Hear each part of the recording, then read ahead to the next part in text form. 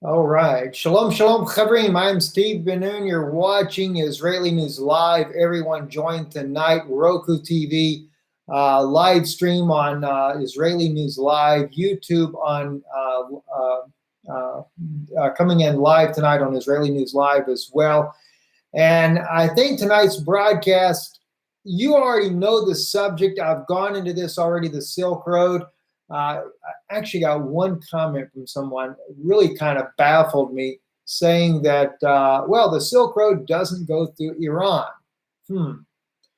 I did a little bit of research and I wanted to share this with you. And one thing I did not think to pull up in time for the broadcast, and I apologize. I shouldn't say again. I apologize for being late tonight. We should have been on sooner. And by the way, for Roku viewers, live stream Israeli News Live, I'm going to try to start getting you guys on at the same time live. We're just trying to get the live stream on Roku TV to actually go through the camera so that we get a top-notch audio visual as well. So just bear with me, guys, as we're doing this. We're going to start off with General Wesley Clark. I've got a ton of pages open here because, again, it's a conjecture. I can't say that I'm right on this, but it just seems a bit odd that the war in the Middle East may be more than just oil. It may have a lot to do with things that have been going on for years now about this Silk Road, this China initiative. I want to share with you some of these thoughts on this. Let's first listen to General Wesley Clark, and I want to really pay attention to specifically to the places that he names about the nations we're going to take down. Why are we going to take them down? Because General Wesley Clark, they never seem to know why. Listen in.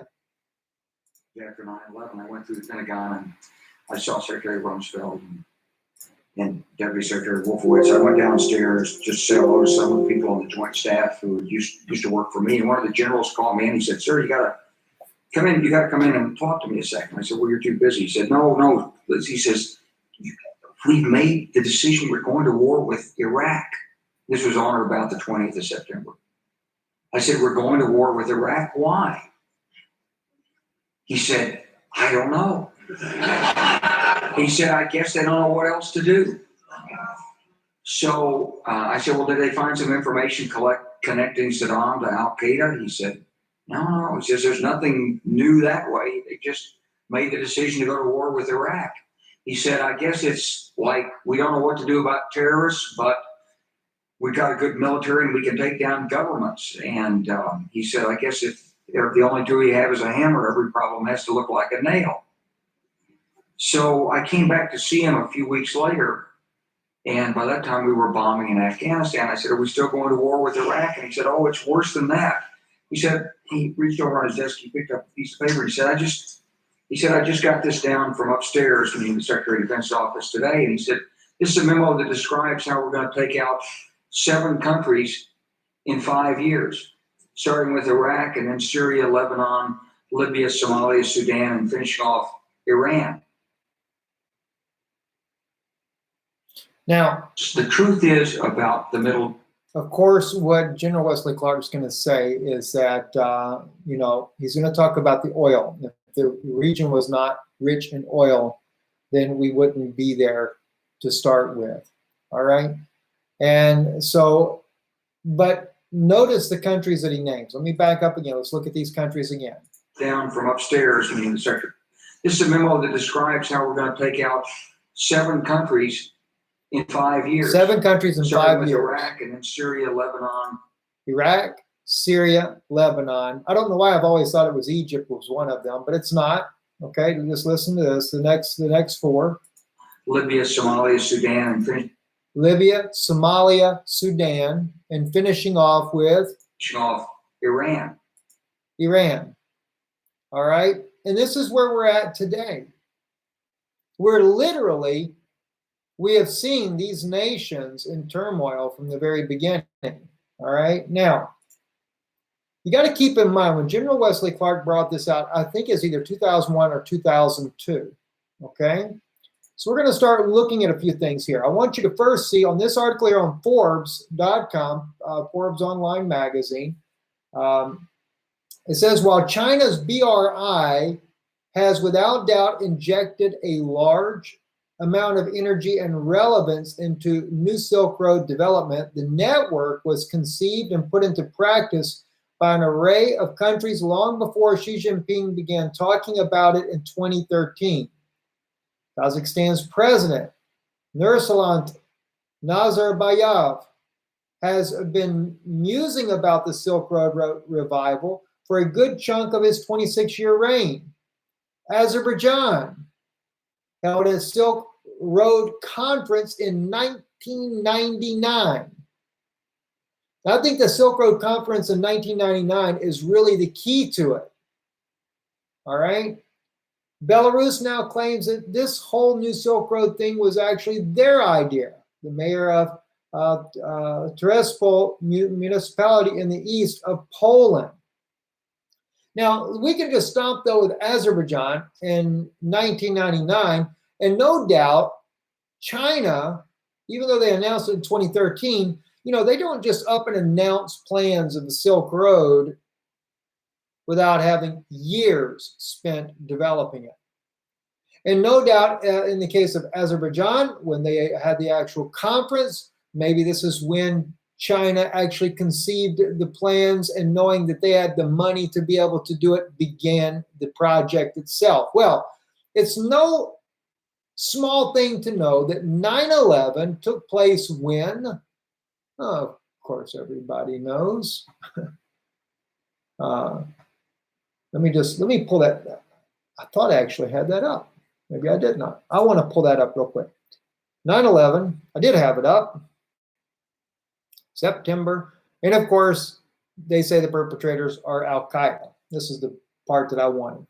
September 11th, 2001. Now, don't forget, 1999, Azerbaijan is holding up what? They're holding the conference for the Silk Road to be reopened again. Don't think that the U.S. doesn't have spies in all these countries, especially China. And I'm sure that China began to be a whirlwind in their upper elite circles there about this Silk Road as well. And especially since China had the ability to make it happen.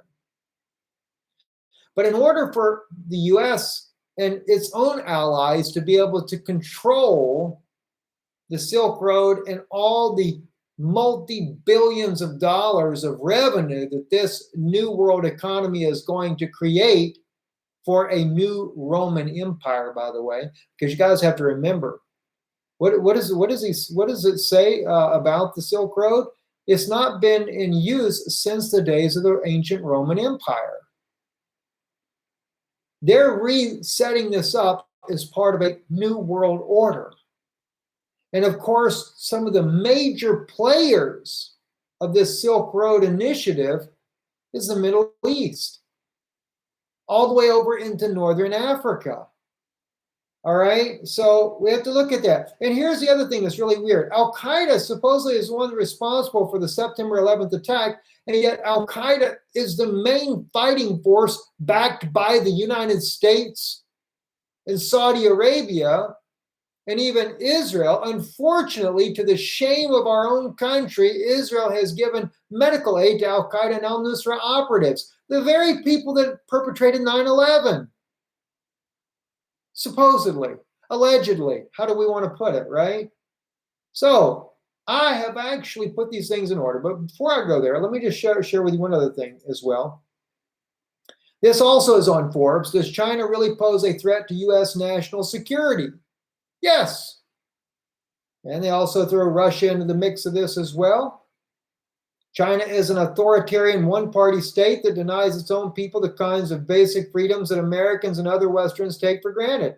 It's often thought as a regional bully that provokes its neighbors and ignores the rulings of international tribunals. China routinely breaks the rules of international diplomatic courtesies, military good sense, and they go on with the list there. But if you really look into the articles about China and them being a national threat to the United States, it's economics.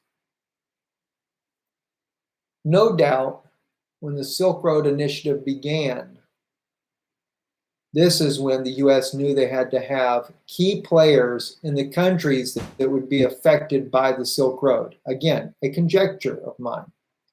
They mentioned Iraq was the first country they were going to bring down. Saddam Hussein, who supposedly, since Al-Qaeda members are all from Saudi Arabia, had nothing to do with 9/11 in the first place. Never mind that. We needed to make sure we do something about Iraq. Well, Iraq-China signed agreements on defense, Silk Road cooperation. What do you know?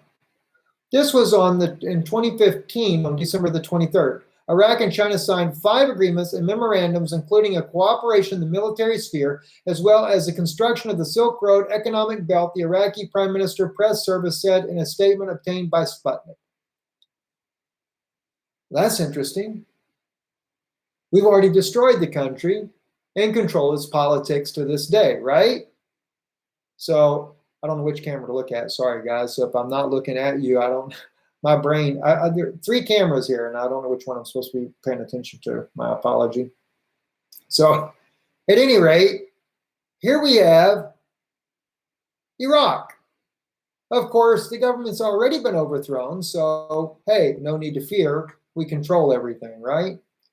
Then we have the second country that was mentioned on the list, which is none other than Syria. General Wesley Clark said Iraq, Syria, Lebanon, right? Why China wants Syria in its new Belt and Road? China has been actively expanding its influence in the Middle East and engaging war-torn Syria as part of its signature Belt Road initiative has been a case in point. On November 24th, Chinese Foreign Minister Wang Yi met with political and media advisor and the Syrian President Bouthani Shaban in Beijing. During the meeting, Wang offered to support Syria's reconstruction. In early November, Syrian government forces and their pro-government allies announced that they won another victory over Islamic State of Iraq and Syria. ISIS militants were in full control of Deir el-Zor, the largest city in eastern Syria. The Syrian government, led by President Bashar al-Assad, appears to be winning the war against ISIS for now. China doesn't care who wins. China just wants to make sure that they are part of that rebuilding project. Because, by the way, China is a major export of construction goods, and especially a thing called White-Han. We see it a lot here in Europe, Eastern Europe, that is. It is like a block, very, in my opinion, poor in quality. It's not very solid, very fragile type of rock, but it's lightweight. Bricks, that is, and a lot of houses are being constructed by that. Well, guess what? I'm sure the Middle East is going to go up with all this as well. And again, the Silk Road running through Syria, and of course will benefit the Chinese government tremendously in billions of dollars of trade, right? Well, they said Lebanon as well. Lebanon Cultural Minister commends China Belt and Road Initiative.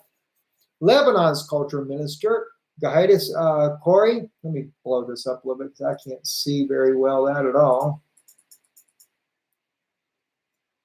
Commended the Chinese leadership commended the Chinese leadership for the launching of the Belt Road Initiative, saying it will boost the level of economical, cultural, and social exchange between the participant countries. In a special interview with Xinhua, Khoury said that the openness of the countries that historically constituted a part of the Silk Road is in the interest of these countries in rebuilding a vital road that once was a way of communication and commercial, cultural, and social exchange.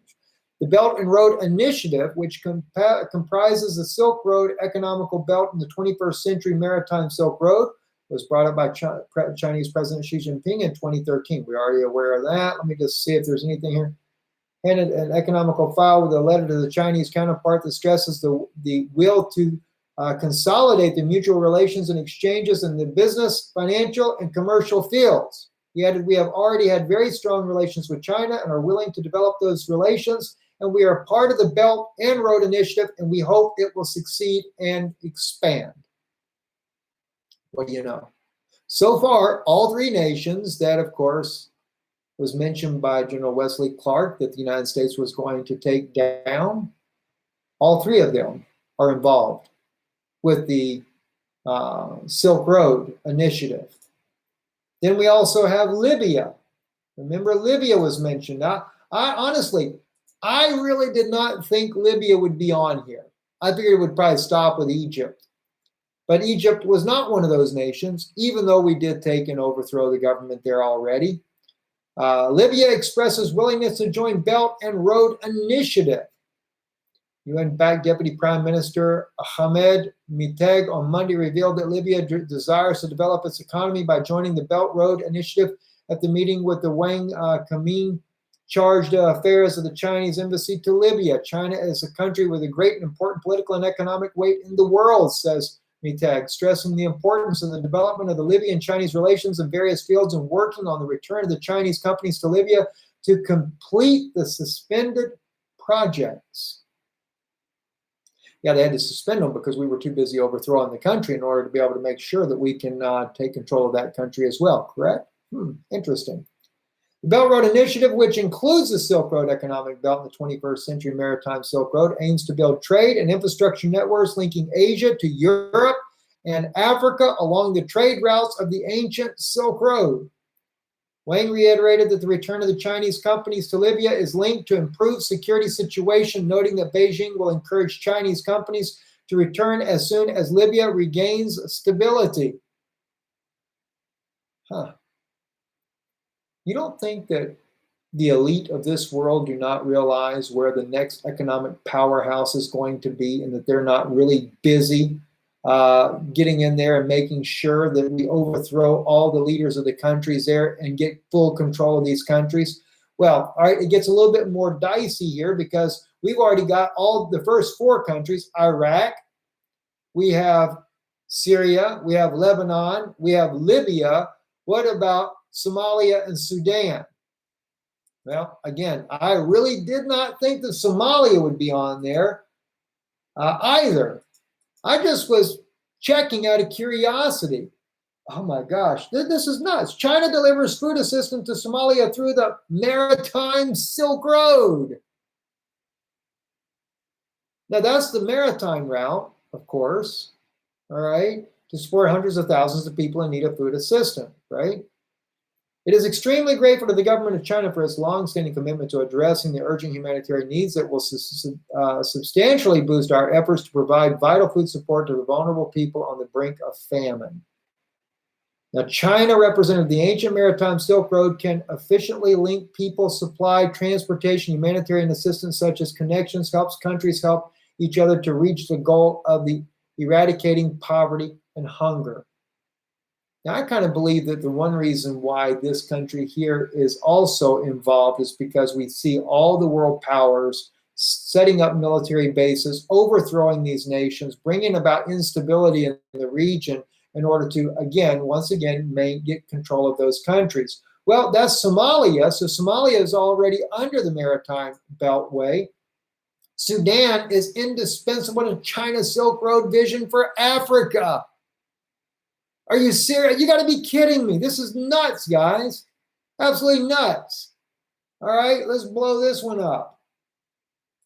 I mean, every single country has a link to the Silk Road Initiative. The news that China will build a railway from the Red Sea port of Sudan to the Chadian capital of North Dayamina, I can't say that name probably, proves just how serious Beijing is about pioneering a transcontinental Saharan Silk Road to more easily connect Africa's largest country of Nigeria to the Eurasian landmass, bringing with it plenty of multipolar opportunities for China's Pakistani and Turkish partners, and showcasing the indispensable position that Sudan is poised to play in making this grand vision possible. What do you know? Even Sudan. That's not all. Remember, finishing up with Iran, right? Iran's going to be the last one. Well, you know, I showed you guys before the map of Iran and said that the reason why Iran is so important is because the rail system itself, yes, it goes across Kyrgyzstan, Uzbekistan, Turkmenistan, And then when you get to Iran, Iran is a link that goes through Turkey, up and through Greece, into Europe, and as well as Iran is a link that goes through Iraq, crosses Iraq, through Syria. No doubt they're going to use Lebanon as a port city because Lebanon is going to be allowed to play in part of this, but going right across Israel, over into the Sinai, and over into, of course, Egypt, Libya, Sudan to the south, and linking all these countries together. Now, according to the article here, Iran and China team up on a new Silk Road project. The 926-kilometer railroad linking the capital of Tehran to the eastern religious tourism hub of Mashhad is part of China's new Silk Road initiative named One Belt, One Road, which will cut short a long journey for the Iranian passengers and cargo. All obstacles to the implementation of the project have been removed, and next week operations for the electrification of Tehran Mashhad line will begin. Deputy for the Islamic Republic of Iran Railways, Maziar Yazdani said. Previously, we have signed a contract regarding the financing of the project of 1.6 billion cheap loan, he was quoted as saying by ILNA in a press conference. China's National Machinery Import and Export Corporation, known as CMC, is in charge of the railroad's electrification. Isn't this so interesting? All the countries that the U.S. was planning on taking down, every one of them, players in this Silk Road, every one of them having an important part in the Silk Road initiative. And yet, yes, there are natural reserves as well in those countries that is important as well. And as the United States did in 1953 in overthrowing the Iranian government then in order to keep, as they said then, to keep the Russians from being able to do it. Working with the British, and of course the hands have changed a couple of more times. 1979, the revolution had overthrown the government that the U.S. and the Brits it installed, and then what was it, Jimmy Carter? Then he overthrows it again, or helps put in another situation there where they get the Khomeini in there. All this constant changes, but this is where we can literally see a very odd link. We can see it from the days prior to 9/11 and not very long before 9/11 in 1999 when Azerbaijan was meeting about this already, and we kind of go back and just kind of double check, look at that once more. See, Azerbaijan held a new Silk Road conference in 1999. Well, within 2 short years, all right, we had an Al-Qaeda 9/11 situation there looking for someone to blame. And even though it was Al-Qaeda linked to Saudi Arabia, well, forget Saudi Arabia. Why didn't Saudi Arabia get listed in the countries to take down? Well, they're not a pivotal player in the Silk Road. Oh, no doubt there'll be a link up at the bottom of the desert, sure. But it's not like Iraq, Syria. It's not like Lebanon, where it can be a Silk Road straight to the port of the Mediterranean. It's not like the Silk Road that goes through Iran that can make its way up through Turkey and into the European Union. It's not like Sudan that opens up the doorway to South Africa or Somalia. This is what's interesting to me. So I have just really been blown away by what's going on. And of course, don't leave out Egypt. Egypt ties in the age of the new maritime Silk Road as well. Since its unveiling by the Chinese President Xi Jinping, the One Belt, One Road initiative has become essential to China's foreign policy, not only in Eurasia, but also the global level. China is no longer coy about its ambition to reshape the world's geo-economic architecture. And in the past 3 years, Egypt has emerged as a crucial component of China's new maritime Silk Road project due to its strategic location as the main transit point between the Indian Ocean and the Mediterranean Sea. And of course, even though we did not mention this with General Wesley Clark, we made sure we overthrew the government there too. Any government that had anything to do with the Silk Road that I can see has been a part of this initiative from the beginning. I'm sure this is going to catch some eyes. I actually seen, I forget which website it was, but I just typed in Silk Road. The next thing I know, I saw another website that had already produced our video on there about the Silk Road and this purpose for wanting to take down Iran. Now, again, I will say for the sake of Israel, yes, Israel does consider Iran a threat, and Hezbollah, etc. I understand all of this, don't get me wrong, but at the same token, I just cannot help but believe we're moving to a new world order, a revived Roman Empire, a mystery Babylon on the rise, and of course, Jerusalem is going to be the headquarters. And why Israel would care as well, if we take away the possibility of Iran being a threat to Israel's national security. All right, I realize it's a threat to Israel's national security as well, but also the powerhouse of the United States dollar still staying strong is a major vital national interest for Israel as well, because it is the US dollar that has backed the country from its infancy. It is the generosity of the American people that keep Israel going. And of course, the wealthy Jewish businessmen in the United States that donate heavily to the Jewish state, especially to the religious communities there, where they still do as it was in the Levitical times, where they just spend their time in the yeshivas. And I'm not speaking against any of these things. I understand these things, okay? So, but my point is that in that regards there, China's new One Road, One Belt initiative, this Silk Road, with a new world order is crucial for Israel as well. And I think this is why we're seeing what we're seeing today. I bet this is going, especially if it really is true, if this is beyond a conjecture, I am sure this is going to drive some people nuts that it is being released. If you like the video, please thumbs up it. And if you appreciate the broadcast, consider supporting the broadcast. We really do need your help. I wouldn't say it if it wasn't needful. I like to maybe only wait once a week, but there are definitely needs that we do have to meet here in keeping the broadcast going to where we can stay focused on this full time. I'm Stephen Badun. You're watching Israeli News Live. Visit our website, israelinewslive.org. I really need to write an article about this as well. This ought to really get the elite all stirred up. They probably really think they've had the people fooled for a long time. Let's see how that wakes them up. Erev Tov, guys. Shalom, shalom.